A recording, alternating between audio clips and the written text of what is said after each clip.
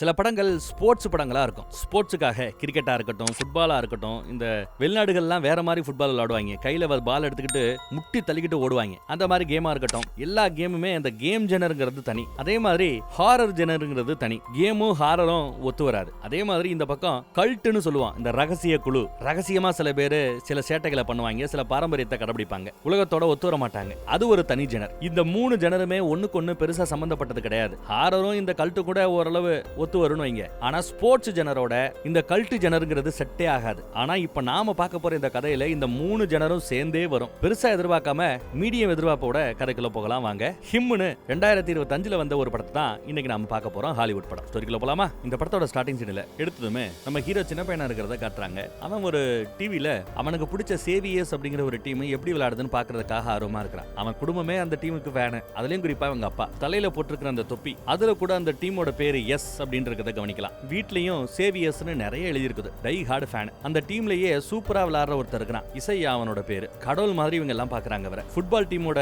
Football கேமுக்கு ஃபேன்ஸா இருக்கிறவங்க எல்லாம் அவரை அப்படித்தான் பாப்பாங்க போல. கேமை ஜெயிச்சு கொடுத்துட்டு கால் முட்டி உடஞ்சு போய் கஷ்டப்படுறாரு. அப்பா சொல்லுவாப்ல, வழி இல்லாம பேரும் புகழும் கிடைக்காத தம்பி அப்படின்னு எடுத்து சொல்லுவார். அப்புறம் அதுல இருந்து ரெக்கவரி ஆகி அதுக்கு பிறகு நடந்த ஒரு 8 உலக கோப்பைகளையும் தொடர்ந்து ஜெயிச்சுக்கிட்டே வந்திருக்கிறார். இப்போ அவரோட ரிட்டையர்மெண்ட் வரைக்கும் பேச்சாய் போச்சு. 10-13 வருஷம் வேலை பார்த்துட்டாப்ல. கூடவே காதலி இருக்கிறா. கடைசி அவரு ரெஸ்ட் எடுக்கும் போது முன்னாடி அவரோட தொடைய பிடிச்சிக்கிட்டாப்ல ஒருத்தி உட்கார்ந்துட்டு இருக்காள்ல, அவதான் லவர்னு நினைக்கிறேன். ஏதோ ஒரு வெறுமை அவங்க கிட்ட தெரியுது. இப்பேற்பட்ட ஒருத்தரை வருங்காலத்துல யாரை ரீப்ளேஸ் பண்ண முடியும், யாரால முடியுங்கிறாப்ல பேச்சு. இப்ப கட் பண்ணி நடப்புக்கு வரோம். நம்ம ஹீரோ இப்ப வளர்ந்து ஆளாயிட்டான். அம்மாவோட சேர்ந்து இன்டர்வியூ எல்லாம் கொடுத்துட்டு இருக்கான். இன்டர்வியூல அவரை மாதிரி நீங்களும் பெரிய ஆளா வந்துருவீங்க போல அப்படிங்கிறாப்ல எல்லாம் கேள்விகள் கேட்கப்படுது. இன்டர்நேஷனல் மேட்ச் இப்பதான் முதல் தடவை விளையாட போறான் போல தெரியுது. ரொம்ப ஆர்வமா இருக்கிறதா அவனும் அவங்க அம்மாவும் சொல்லிட்டு இருக்காங்க. கிரவுண்ட்ல ட்ரைனிங் எடுத்துக்கிட்டு இருப்பான். கோச் கூட சீக்கிரம் கிளம்பி படு அப்படின்னு சொல்லிட்டு கிளம்பிடுறாரு. இவன் மட்டும் தன்னந்தனியா அந்த மைதானத்துல ட்ரைனிங் எடுத்துக்கிட்டு இருக்கிற சமயம் அவன் எரிஞ்ச பால் மட்டும் ஒரு மாதிரி பம்பர மாதிரி சுத்திக்கிட்டே இருக்கும். அதையே பார்த்துக்கிட்டு இருந்தவன் குனிஞ்சு எடுக்கும்போது பார்த்தா பின்னாடி மாஸ்க் போட்ட ஒருத்தர் தலையில நங்குன்னு ஒரு அடி. தலையில ஒரு பெரிய கிராக் விழுந்துருச்சு. தையல் போட்ட ரேஞ்சுக்கு ஆயிப்போச்சு. ஸ்டாப்லரை வச்சு பின் பண்ற ரேஞ்சுக்கு ஆயிப்போச்சு. சில வாரங்கள்ல இருந்து சில வருடங்களுக்குள்ள ஆகலாமா.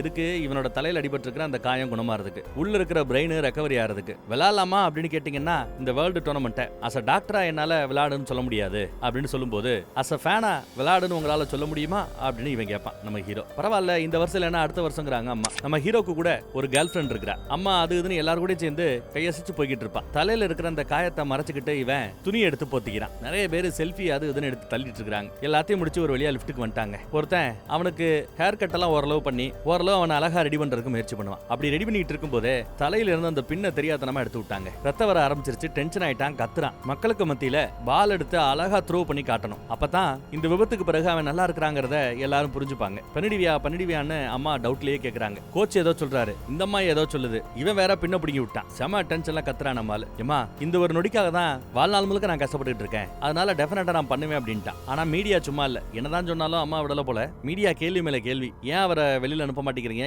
ஏன் எங்க முன்னாடி ஒரு பாலை த்ரோ பண்ணி காட்டக்கூடாது அப்படி இப்படின்னு கேள்வி. நல்லா தான் இருக்கிறா, ஒன்னும் பிரச்சனை இல்ல, எதையும் உங்ககிட்ட ப்ரூஃப் பண்ணணும்னு அவசியம் இல்லங்கிறாரு ஒருத்தர். கேமராக்காக விளையாடுறவர் அவர் இல்ல, ஃபுட்பால் தான் அவருக்கு மூச்சு அப்படி இப்படின்னு பேசிட்டு இருக்கிறார். வந்து இன்டர்வியூ கொடுக்க சொல்லுங்கன்னு கேட்டா அது அவர் விருப்பம். கேட்டோம், அதெல்லாம் அவசியம் இல்லைன்னு சொல்லிட்டாப்லங்கிறாப்ல. நம்ம ஹீரோவை ரெப்ரசென்ட் பண்றது நீங்க, இதுக்கு முன்னாடி இசையாவை ரெப்ரசென்ட் பண்ணது நீங்க தான். அப்ப என்ன அர்த்தம்? அவருக்கு ரிட்டையர்மெண்ட் கொடுத்து அவருக்கு பதிலா இந்த பையனை ரிட்டையர்மெண்ட்ல உட்கார வைக்க போறீங்களா? ஐ மீன் ஒர்க் கொடுத்து உட்கார வைக்க போறீங்களா? பழையவரை தூக்கிட்டு இந்த புது பையனை உட்கார வைக்க போறீங்களான்னு கேட்கும்போது நோ கமெண்ட்ஸ் சொல்லிட்டு எந்திரிச்சிடுறாரு. நம்ம பையன் ஒரு மாதிரியாவே இருக்கிறான். யாரோ ஒருத்தர் குரங்கு மாதிரி முன்னாடி இருக்கிறாரு. அடுத்த நொடி பார்த்தா பக்கத்துல வந்து ஆட்டோகிராஃப் கேட்கிறாப்ல. ஃபேனு போல தெரியுது. இவன் பயந்துட்டான். ஃப்ரெண்ட்ஸுகளோட பார்ட்டி நடந்துகிட்டு இருக்கும்போது காதலி முத்தா கொடுத்து உசுப்பேத்த பாக்குறா. கொஞ்சம் தெம்பூட்ட பாக்குறா, ஆனா விட மாட்டேங்கிறான். ஃப்ரெண்டு தெம்பூட்ட பாக்குறான், அதுக்கும் முடியாதுங்கிறான். விலகி ஓடிக்கிட்டு இருக்கான். அப்பதான் ஏய் உன் ஏஜென்ட் கால் பண்ணிட்டு இருக்கான், போன் எடுக்க மாட்டியா இந்தா அப்படின்னு ஒருத்தர் போனை கொடுக்குறாரு. போனை பேசிக்கிட்டே பாத்ரூம் பக்கம் போறாங்க. ஏஜென்ட் அந்த பக்கத்துல என்ன பேசினான்னு தெரியல.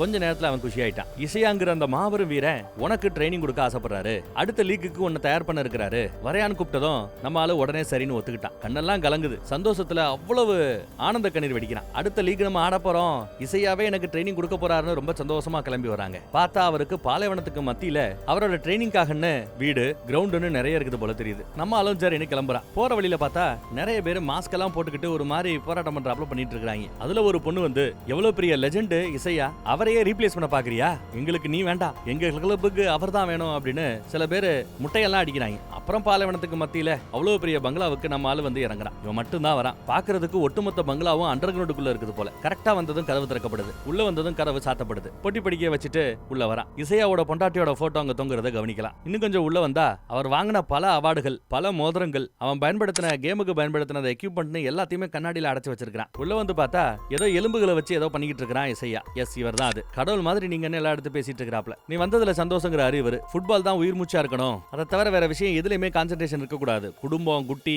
காதல், கீதல், mobile, app, social media, WhatsApp எதுவும் கூடாதுன்னு எல்லாத்தையுமே பிடிங்கி வச்சுக்கிறேன்ட்டார். போனையும் பிடிங்கி வாங்கிட்டார். அப்புறம் ஒரு ஆணி எடுத்து அடிக்க சொல்றாரு. மங்களகரமா ஆரம்பிக்கிறாங்க. அடுத்து ட்ரைனிங் ஆரம்பமாகுது. ஸ்டார்டிங்ல ட்ரைனிங் நல்லா தான் போகுதுங்க. இவனும் கொஞ்சம் ஓரளவு நல்லா தான் பர்ஃபார்ம் பண்ணிக்கிட்டு இருக்கான். ஆனா ஒரு சாதாரண பிளேயர் பர்ஃபார்ம் பண்ணக்கூடிய அளவுக்கு தான் இருக்குது. ஜிம் ஒர்க் அவுட் எல்லாம் பண்ணுவாங்க. ரெண்டு பேரும் மசில பார்த்து நல்லா தான் இருக்குது. இசையாவை ரீப்ளேஸ் பண்ணக்கூடிய அளவுக்கு இவ இருக்கத்தான் செய்யறான். ஆனா சும்மா வலையில அடிக்காம பாயிண்ட் எல்லாம் வச்சு அந்த பாயிண்ட்லயே அடிக்கணும்ன்ற ரேஞ்சுக்கு போகுதுங்க. அப்புறம் மார்க்கோன்னு ஒருத்தர் அறிமுகப்படுத்தி வைக்கிறாப்ல. உடம்புல வலி இருந்தா வலி நிவாரணி எல்லாம் கொடுப்பாப்லையா. தசை பிடிப்பு அதுக்கு இதுன்னு எது வந்தாலும் எல்லாத்தையும் சரி பண்ணுவாப்லன்னு எடுத்து சொல்லிட்டு இருக்காப்ல. இவர் ஒரு டாக்டர் போல தெரியுது, பிசிக்கல் டாக்டர். அப்புறம் உன் பிசிக்க பார்க்கணும் சொல்லிட்டு அவனோட நீளம், உயரம், வெயிட், ஹைட்னு எல்லாத்தையும் அளக்குறாங்க. இவனோட பிசிக் முடிஞ்சளவு இசையாவோட பிசிக்கோட ஒத்து போகுது. கிட்டத்தட்ட அதே உயரம், அதே மசில்ஸ், அது இதுன்னு அதே மாதிரியே இருக்கிறான். எப்ப பார்த்தாலும் ஃபுட்பாலை பத்தியே பேசிட்டு இருக்கிறார். ஃபுட்பால் விளையாண்டா போதும், பணம், ஃபேமிலி, சொத்து, சுகம் எல்லாம் பின்னாடி கிடைக்கும், ஃபுட்பால் தான் மூச்சா இருக்கணும்னு பேசிட்டு இருக்கிறாப்ல. இந்த பக்கம் இசையாவோட பொண்டாட்டி மேக்கப் ஓவரா போட்டு வெள்ள முடிக்கறி ஒருத்தி வர்றாள். அவர் தான் அவன் நம்ம போய் கூட வந்து பேசுறது பழகுறதுன்னு அப்பப்ப லைட்டா போகுது. அப்புறம் பனிக்கட்டிகளை போட்டு உள்ள நல்லா ஒரு பனிக்கட்டி குழியில போடுறான். இசையா இந்த பக்கம் அவனோட ரத்தத்தை பாட்டிலா பிடிச்சு வைக்கிறாப்ல. நல்லா இருக்கும்போது இப்படி ரத்தத்தை பிடிச்சு வச்சு பாப்பலையா, டயர்டா இருக்கும்போது திரும்ப ரத்தத்தை ஏத்தி பாப்பலையா, இப்படி எல்லாம் சொல்றாரு. குளிச்சுட்டு இருக்கும்போதே அந்த டாக்டர் அவனோட ரத்தத்தை எடுத்து ஒரு சிரிஞ்சு வழியா இவனுக்கு போட்டு விடுறாங்க. கேட்காம கொள்ளாம டப்புன்னு போட்ட அடுத்த நடி இவன் உடம்புக்குள்ள ஏதோ ஒண்ணு பண்ணுதுங்க. அப்புறம் ஒரு குளியல்லையே நல்லா முங்கி குளிச்சுக்கிட்டு இருக்கிறான். அது முடிஞ்ச பிறகு வெளியில ட்ரைனிங் எடுக்கணும். ட்ரைனிங் எடுத்துக்கிட்டு இருக்கும்போது அவனுக்கு கொஞ்சம் வாந்தி வருது.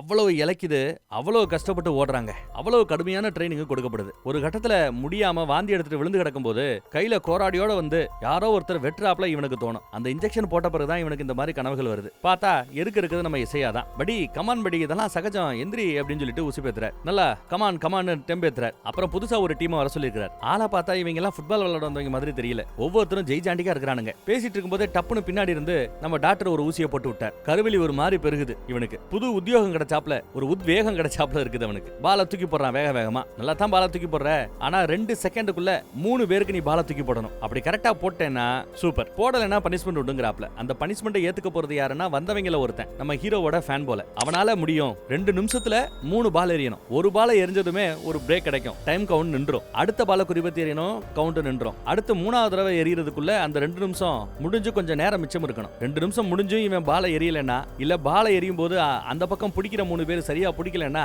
சம்பந்தமே இல்லாத அந்த ஃபேனுக்கு அடி கிடைக்கும். இங்க பாருங்க, தயாராயிட்டாங்க. டப்புன்னு எரியறான். ஆனாலும் டைமிங் மிஸ் ஆகுது. மிஸ் ஆனா அந்த பக்கம் பால படு வேகமா ஒரு மிஷின்ல கொடுத்து மூஞ்சிலேயே அடிக்க வைக்கிறாங்க. இது இவனுக்கு இன்னும் டென்ஷன் ஆகுதுங்க. பதட்டத்தை கூட்டுது. பதட்டமா இருக்கும்போது கூட எப்படி பதட்டப்படாம இவன் அந்த ஒர்க்க பண்ணணுங்கிறதுக்கான ட்ரைனிங் தான் போல தெரியுது. இன்னும் வேகத்தை கூட்டி ஒவ்வொரு முறையும் இவனால பண்ணாட முடியாத போற அந்த சமயத்துல, பண்ண முடியாம போற அந்த சமயத்துல அந்த பக்கம் பாலோட வேகத்தை கூட்டி அடின்னு அடிக்கிறாங்க. இவனுக்கு டென்ஷன் ஆகுது. டே பால ஒழுங்கா பிடிங்கடா அப்படின்னு சத்தம் போடுறான். டென்ஷன்ல கதறான். எலும்பே அங்க நொறுங்குது, பல்லு உடையுது. அடின்னு அடிச்சு பாம இந்த பாலை எரியறவனோட மூஞ்சிலேயே ரத்தம் தெரிக்குதுங்க. கமான் சத்தம் போடுறாங்க. சண்டையா போடுறான் பால் பிடிக்கிறவங்களோட. இந்த ஆளு உணர்ச்சி வேகத்துல ஏதோ பேசிட்டு இருக்கிறார். அங்க ஒருத்தன் ஃபேனு சா கிடக்குறான், ஒழுங்கா பண்ணு அப்படின்னு சத்தம் போடுறார். இந்த தடவை ரொம்ப கான்சென்ட்ரேஷனோட 3 பாலை எரிஞ்சு ஒரு வழியா நிப்பாட்டிட்டாங்க. அப்பாடா, ஒரு வழியா 2 நிமிஷத்துக்குள்ள 3 தடவை அந்த 3 பாலை கரெக்டா எறிகிறான். அந்த பக்கம் 3 பேர் கரெக்டா பிடிச்சிடுறாங்க. அப்புறம் அந்த ஃபேனை போய் பார்க்க போனா ஃபேனு அடி வாங்கி கீழே சா கிடக்குறாப்ல கிடக்குறான். ஐயோ என்னாச்சுன்னு பதறும்போது டப்புன்னு அந்த ஆள் எந்திரிச்சு நின்று கக்கபக்கன்னு சிரிக்கிறான். மூஞ்சி ஃபுல்லா ரத்தம் காயன்னு இருக்கும்போது கூட எப்படி சிரிக்கிறான் பாருங்க. சைக்கோக்களா இருப்பாங்க போல. அப்புறம் தலைக்கு மறுபடியும் ஃபர்ஸ்ட் எய்ட் உதவி கொடுக்கப்படுது. நம்ம டாக்டர் ஸ்டாப்லர் பின் 2 இதாயிடுச்சு, புதுசா 2 பின் அடிச்சு விடுறாப்ல. அப்புறம் நீராவி குளியல் மாதிரி ஒரு குளியல போடுறாங்க 2 பேரும் சேர்ந்து. அதுல பிரஷரை கூட்டுறது குறைக்கிறதுன்னு பலவிதமான அழுத்தத்துக்கு உண்டு பண்ணி அதை தாண்டி இவன் தேறி வரணும்னு பாக்குறாங்க. அப்பப்போ இசையாவோட ரத்தத்தை ஏத்திக்கிட்டே இருக்கிறாங்க இவனுக்கு. அடுத்து கேம் விளையாடும் போது பார்த்தா எல்லாம் மூர்க்கத்தனமா நடத்துறாங்க. இவனை பிடிச்சி கீழே தள்ளுறாங்க, கீழே விழுகிறான். அப்படி கீழே எல்லாம் விழும்போது தலையில அந்த கிராக் லைட்டா கூடுறாப்ல நமக்கு தெரியும். லைட்டா ரத்தமே ஒழுகுது பாருங்க. இங்கெல்லாம் அப்படிதான். இதையெல்லாம் தாண்டி நீ போராடணும், ஜெயிக்கணும். இங்க ஃபுட்பால் தான் எல்லாமே. புரியுதான்னு வாய்க்கு பக்கத்துல வந்து வாயடிச்சிட்டு இருக்கிறான் இவன். சரின்னு நம்மளும் ரெடி ஆயிட்டான். அவங்க கேமா அவங்க ஸ்டைல விளையாடுவோம்னு சொல்லிட்டு ஒரு கட்டத்துல வேகமா ஓடி போய் நங்குன்னு முட்டுவான் பாருங்க. முட்டின வேகத்துல ஆப்போசிட் பார்ட்டிக்கு தலை தெரிச்சு ரத்தம் அப்படியே ஒழுக ஆரம்பிச்சிருச்சு. கெத்து காட்டிட்டனா அப்படின்னு சொல்லுவான் ஒரு நொடி. ஆனா அடுத்த நொடி கீழே கிடக்கிறவரை பார்த்து இவனுக்கு வருத்தமா இருக்கும். இசையா கூட வந்து பாக்குறாரு. ஐயோ திட்ட போறாரு அப்படின்னு பார்த்தா சூப்பர் கெத்து காட்டிட்டேன்னு பாராட்டுறாப்ல. என்னடா ரத்தம் வர தெறிக்க அடிக்கிறாங்க, கூட இருக்கிற மொத்த பேரும் பாராட்டுறாங்களே, கீழே இருக்கிற அந்த வயல கவனிக்கலையேன்னு நமக்கு தோணுது. சைக்கோ கூட்டமா இருக்குமோன்னு கூட நமக்கு தோணுது. அப்புறம் நம்ம பையன் அன்னைக்கு ராத்திரி சரி குடும்பத்து கூட பேசலாமேன்னு யோசிக்கிறான். அங்க ஒரு பால் ஒன்னு தானா உருண்டு வராப்ல இருக்கும். நிறைய ரிப்போர்ட்டர்ஸ் வந்து போட்டோ எடுக்கிறாப்ல தோணும். யாரோ மூஞ்சில போட்டு ஏதோ அழுத்துறாப்ல தோணும். பார்த்தா இது எல்லாம் கனவு தான். அந்த ஊசி போட்ட பிறகு இந்த மாதிரி கேவலமான கனவு எல்லாம் வருது. அப்புறம் ஒரு லேண்ட்லைன் நம்பர் அங்க இருந்திருக்கும் போல. அதை எடுத்து வீட்டுல போன் பண்ணி பேசிட்டு இருக்கான். போனை பிடிக்க வச்சுட்டாங்க. அம்மாவோட பிறந்தநாள் போல. அது கூட இவனுக்கு மறந்து போயிடுச்சு. அப்படி அதெல்லாம் பேசிட்டு இருக்கும் போதே ஏன்னு ஒரு சத்தம். ஐயோ பேசக்கூடாதுனாங்களே, யாரோ பாத்துருப்பாங்களோன்னு பயந்துகிட்டு போனை கட் பண்ணுவான். பார்த்தா நம்ம டாக்டர் தான் குடிச்சிட்டு வந்திருப்பாரு. குடிச்சிட்டு வந்து ஏதோ உளர்றார். உன்னை பயங்கரமா ட்ரெயின் பண்றோம், ஆனா எதுக்கு ட்ரெயின் பண்றோம்னு கேட்டாதான் எனக்கு வருத்தமா இருக்குது அப்படின்னு சொல்லிட்டு புலம்பிட்டு போயிடுறாரு. எதுக்கு ட்ரெயின் பண்றாங்க, என்ன நடக்குதுன்னு ஒன்னும் பிடிபடல. அதே சமயம் வேற ஒரு பாட்டிமா மாதிரி ஒருத்திய காட்டுறாங்க. அந்த பாட்டிமாக்கு 2 பிள்ளைங்க இருக்குது போல. அவங்க இந்த வீட்டுக்கு வெளியில இருந்து ஒரு மாதிரி கோரமா முறைச்சுக்கிட்டு இருக்காங்க. அப்புறம் இங்க முகமுடிகள் மாதிரி நிறைய தொங்கிக்கிட்டு இருக்கிறத கவனிக்கலாம். அப்புறம் இங்க நீராவி குளியலின் போது இசையா அவனுக்கு வர்ற அந்த கெட்ட கனவுகளை பத்தி எல்லாம் எடுத்து சொல்லுவான். அப்புறம் நான் ரிட்டையர் ஆக போறேன், கேமை ரொம்ப மிஸ் பண்ணுவேன், இதுதான் எனக்கு உலகம், இது இல்லாம நான் எப்படி இருக்க போறேன் அப்படின்னு புலம்பிட்டு இருப்பாப்ல. கேமுக்குள்ள என்டர் ஆகும்போது கூட்டம் ஆரவாரம் பண்ணும் பாத்தீங்களா, அவன் பேரை சொல்லி கத்தும் பாத்தீங்களா, அதெல்லாம் இல்லாம எப்படி இருக்க போறோம்னு புலம்பி தள்ளிட்டு இருக்கிறாப்ல. ஆனா அதுக்காக தான் குடும்பத்தை, பாசத்தை, மித்த வாழ்க்கையை நிறைய இழந்துட்டுதாவும் சொல்லுவாரு. அப்புறம் ஏதோ பேசி காமெடி பண்ணிட்டு இருக்காங்க. உள்ள இருக்கும்போது திடீர்னு ஹீட் கொஞ்சம் அதிகமாறாப்ல தெரியுது. உட்கார முடியாம படுத்து கிடக்கும் போது கீழே ஒளிஞ்சுக்கிட்டு இருந்த ஒரு கிழவி கூட வந்த 2 பேர் பிள்ளைங்களா என்னன்னு தெரியல அவனை கொல்ல முயற்சி பண்றாங்க. ஜஸ்ட் மிஸ்ல எந்திரிச்சு அந்த அம்மாவோட கழுத்தை பிடிச்சு நெரிச்சிட்டு இருக்கான். யாரு இவ என்னன்னு தெரியலங்க. கழுத்தை நெரிச்சு போட்டதும் மயங்கிட்டாவ. அப்புறம் இவன் பயப்படுறான், ஒண்ணு போட்டோமோன்னு. அதுக்குள்ள பார்த்தா நம்ம இசையா வந்துட்டார். மயங்கி கிடந்தவ மறுபடியும் இழுச்சு எந்திரிச்சதும் ஏதோ குத்த போவா. எதுக்கு இவ வந்திருக்கான்னா நம்ம ஹீரோவை கொல்றதுக்காக தான் வந்திருக்கா. இவ வேற யாரும் இல்ல, நம்ம இசையாவோட டை ஹார்டு ஃபேன். இவ்வளவு வயசாயும் 2 பிள்ளைங்க இருந்துமே அவ்வளவு வெறி இசையா மேல. அதனால இசையாவை பார்த்ததும் முத்தா கொடுத்துட்டு உனக்கு ரீப்ளேஸ்மெண்ட் உயிரோட இருக்க கூடாதுன்னு கொல்ல போக இவர் பதிலுக்கு அடிச்சு கொண்டு போட்டார். பிள்ளை எல்லாம் உட்காந்து அழுதுட்டு இருக்குதுங்க. ஒரு மாதிரி சைக்கோ படம் மாதிரி போயிட்டு இருக்குதுல்ல. அப்புறம் இசையாவோட பொண்டாட்டி அப்பப்ப இவங்கிட்ட வந்து ஏதோ பேசுறா செய்யறா, எங்கேயோ கூட்டு போறேன்லாம் சொல்றா. இவன் நீராவி குளியல் போடும்போது அந்த பொம்பளை பிள்ளை கூட வந்து குளியல போட்டுக்கிட்டு இருக்குதுங்க. காலையில எந்திரிச்சா முன்னாடி நம்ம பையன் உட்காந்துட்டு இருக்கிறான். என் பொண்டாட்டி கூட உனக்கு என்னடா பேச்சு, ஏதாவது உங்க 2 பேருக்கு நடுவில் ஓடுதான்னு கையில துப்பாக்கி வச்சுக்கிட்டு பைத்திய மாதிரி மிரட்டிக்கிட்டு பேசிட்டு இருக்கிறான். அதெல்லாம் ஒண்ணும் இல்லைன்னு சொன்ன பிறகுதான் விடுறாங்க. அப்புறம் காட்டு பக்கம் வந்து ஃபீல்டுல இந்த துப்பாக்கி சுடுறாப்ல ஏதோ சின்ன கேம் எல்லாம் நடத்துறாங்க. அப்புறம் ஜிம், நீராவி குளியல், அப்புறம் இவனுக்கு வர்ற அந்த கனவுகள்னு என்னென்னமோ நடந்துட்டு இருக்குது. அப்புறம் நம்ம பையில ட்ரைனிங் எல்லாம் ஓரளவு எடுத்துட்டாங்கிறதுனால அவனை விளம்பரப்படுத்தணுங்கிறதுக்காக அவன் உடம்பெல்லாம் போட்டோ எடுக்கிறது, யூனிஃபார்மோட போட்டோ எடுக்கிறது, லைட்டா ஹீரோயிசம் மாதிரி பேச வர்றதுன்னு விளம்பரத்துல இவனை போடுறதுக்காக சின்ன சின்ன ஃபுட்டேஜா எடுத்துட்டு இருக்காங்க. அங்க தன் அப்பாவை பத்தியும் தன் அப்பா தன்னை ஒரு பிளேயர் ஆக்கணுன்றதுக்காக எவ்வளவு கஷ்டப்பட்டான்ற பத்தியும் அதெல்லாம் கனவாகி கூட போற அந்த சமயத்துல பார்த்து அவர் இறந்து போயிட்டாருன்னு வருத்தப்பட்டு பேசிட்டு இருக்காங்க. அழுதுகிட்டு பேசுவான் பாவம். அப்புறம் அதெல்லாம் நினைச்சு பார்த்துட்டு ஒரு மாதிரி டென்ஷன்ல ஒர்க் அவுட் பண்ணிக்கிட்டே இருப்பான். அப்ப நம்ம இசையோட பொண்டாட்டி ஒரு பாட்டி கூட்டு போறேன் வான்னு வலுக்கட்டாயமா கூட்டிட்டு போதுங்க. பாட்டி பக்கம் போயாச்சு. அங்க நிறைய பேர் இருக்காங்க, நிறைய பெரிய ஆட்கள் இருக்காங்க. சில பேர் வந்து அவன் காதல கடிச்சிட்டு ஏதோ பேசிட்டு போய்கிட்டு இருப்பாங்க. நம்ம ஏஜென்ட் கூட அங்க இருக்காரு. இன்னும் பெரிய பெரிய டீம் முதலாளிகள் எல்லாம் இருக்காங்க, வயசானவங்க எல்லாம். எல்லாரும் கூட சேர்ந்து சரக்கு அடிச்சுக்கிட்டு ஜாலியா பேசிக்கிட்டு செய்யறான். அந்த பக்கம் படு பயங்கரமா உழைச்சிக்கிட்டு ட்ரைனிங் எடுத்துக்கிட்டு இருக்காரு நம்ம இசையா. இங்க நம்ம டாக்டர் பாப்பாப்ல. டாக்டர் பார்த்துட்டு இங்க இருந்து ஓடி போயிருன்னு ஒரு சைகை கொடுக்குறாரு, ஒரு எச்சரிக்கை கொடுக்குறாரு காதுக்குள்ள. அது புரியாம நம்ம பையன் இங்க இருக்கிறான், கொடுத்ததை குடிச்சான் செஞ்சான். அப்புறம் முகமுடி மாதிரி ஒன்னு இருக்கும், கொம்பு மாதிரி. அதை தூக்குனா உள்ள அந்த டாக்டரோட தலை தனியா இருக்குது.